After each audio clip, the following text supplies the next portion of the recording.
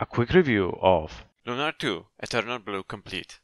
Lunar 2 Eternal Blue Complete is a remake to Lunar Eternal Blue and a sequel to Lunar The Silver Star. Released over 20 years ago, Lunar 2 is a classic Japanese RPG following the story of Hiro, a young adventurer, and Lucia, a mysterious woman seeking the goddess Athena for purpose of stopping the world's destruction.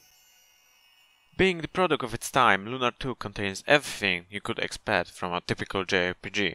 A lengthy campaign, a cast of lively characters, and lots of fighting.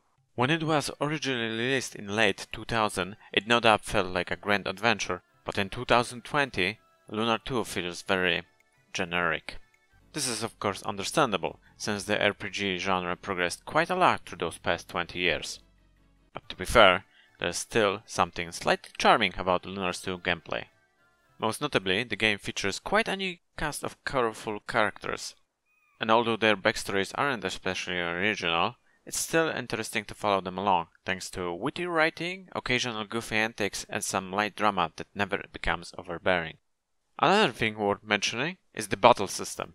For the most part, it's the standard turn-based affair, with attacks being based on the elements fire versus water, physical versus magical, etc., but with additional ingredient thrown into the mix in form of battlefield placement.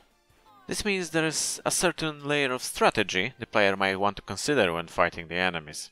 For example, it might be a good idea to spread out your fighters around the battlefield to avoid various area of effect spells. Unfortunately, the game is rather easy to progress through, so you won't really have to think about it that much. In fact, about 90% of the game can be completed by simply leaving the fighting to the AI. Except for most boss fights and the very final area of the game, the AI will do an adequate job at handling the enemies. Basically, kick back and relax, maybe put some movie in the background as you absentmindedly progress through the numerous and lengthy dungeons, while waiting for the next story beat to hit. Speaking of which, major story events in Lunar 2 are fully voice acted. And as you progress through about 40 hours of storyline, you will also encounter a lot of animated cutscenes. However, that's pretty much all there is to it.